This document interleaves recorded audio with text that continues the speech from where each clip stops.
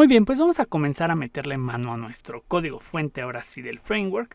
Para esto simplemente voy a darle clic a nuestra carpeta. Esto, bueno, depende de cómo instalaron su editor de código o su editor de texto. Si no lo tienen en el menú contextual, pues tal vez tendrían que hacerlo manualmente, arrastrando la carpeta y metiéndola a su editor de código. En este caso, simplemente clic derecho y abrir con code y listo. Se debería de abrir el código en la carpeta. O sea, abre lo que vendría siendo todo el código o el proyecto de la carpeta que seleccionamos, ¿vale? Y ahora lo primero que vamos a ver es lo que vendrían siendo las configuraciones iniciales. Para empezar, vamos a abrir lo que es la carpeta app y aquí van a notar algunos cambios. Tal vez si es poco tiempo el que tienen de haber tomado el curso anterior de cómo hicimos el Vue Framework, van a notar algunos cambios, principalmente este. Tenemos un archivo que se llama settings.php y aquí de hecho está toda la configuración que antes solía estar en config en este archivo vconfig.php, pero ahora aquí está lo que vendría siendo las constantes o la información o parámetros que son cambiables por proyecto. Es decir, si tú subes este proyecto a producción, este archivo es el único que tendrías que modificar específicamente para configurarlo. Aquí tenemos lo de la base de datos, aquí tenemos lo de la ruta en el servidor, ya sea en desarrollo y en producción. Tenemos los cookies, tenemos el token de Gmaps, que es un parámetro nuevo, no estaba presente en la versión inicial. Tenemos el salt, que es lo que se le concatena para dar seguridad o mayor seguridad a nuestras contraseñas. Esto pueden cambiarlo o dejarlo así. Esto simplemente es un string que va a ayudar a agregar seguridad cuando se haga el hash de las contraseñas o de lo que ustedes necesiten hacer un hash. Y sandbox en el caso de que manejen pasarelas de pago o cualquier cosa que quieran validar si está en producción o en pruebas, pues utilizarían esta constante. También tenemos esta otra constante que se llama isDemo.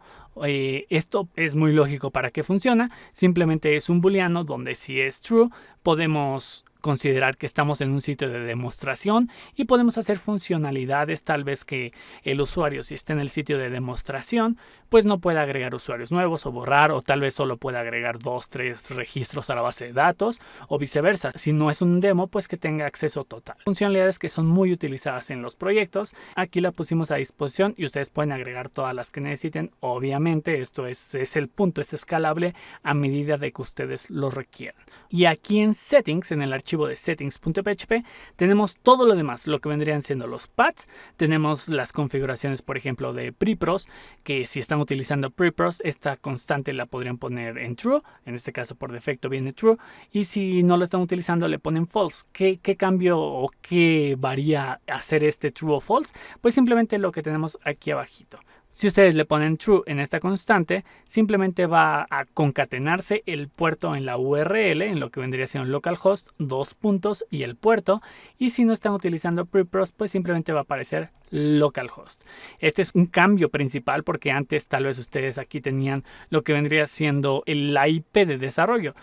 La que tenemos acá, por ejemplo, que es la 127.0.0.1, porque en ese entonces, cuando desarrollamos el framework, prepros tenía un problema al parsear este host, el localhost. Lo cambiaba y no nos dejaba cargar los sitios. Lo borraba, de hecho, totalmente de la URL y pues no nos funcionaba porque no podíamos trabajar. Tuvimos que colocar lo que vendría siendo la IP local, que es una forma de acceder directamente también a cuando estamos en desarrollo, porque es la IP de desarrollo.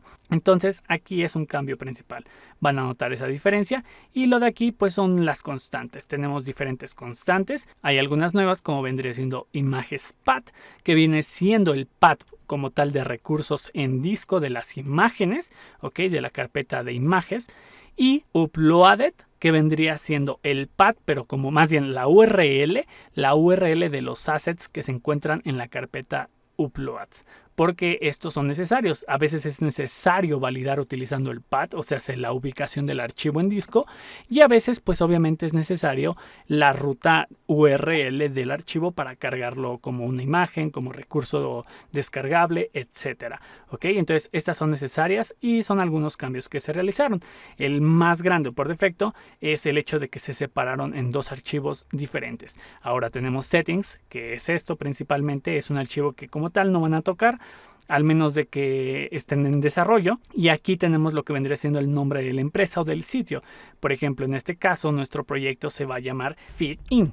Y después tenemos la versión del sitio. Por defecto, pues obviamente empezamos en la versión 1.0.0, que es lo normal, ¿no?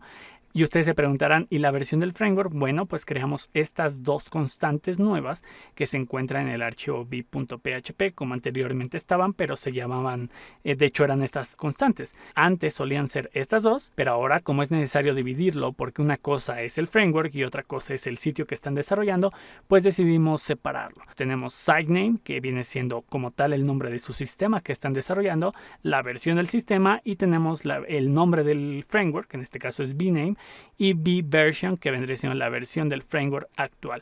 Y esto, como les menciono, se encuentra en la carpeta classes b, y aquí está la versión. Tenemos la 1.1.3, que es la que estamos utilizando actualmente. Son los principales cambios, aquí voy a guardarlos, que es la edición que realizamos de FitIn en el nombre de la empresa o del sitio. Vale, pues.